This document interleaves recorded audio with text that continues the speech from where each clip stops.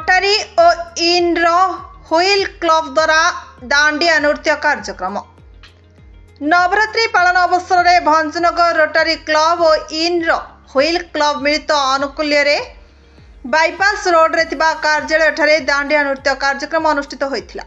एभली एक नियारा कार्यक्रम प्रथम थर आयोजित होइथिबारु समस्तक मनर आग्रह भरी जाइथिला। एथिरे उभय ब्लॉकर पुरुष महिला सदस्य मानक समेत सेमानक पिलामाने मिसी विभिन्न गीत रे विलंबित राति पर्यंत नृत्य प्रदर्शन करथिले। एथिरे रोटारी क्लब सभापति रंजित कुमार बारिक, संपादक गुप्तेश्वर सुबुधी, इनर हुईल क्लब सभापति सुनीता कुमारी बारिक, संपादक एस बबिता सुबुधी और अन्य माने सहयोग करथिले।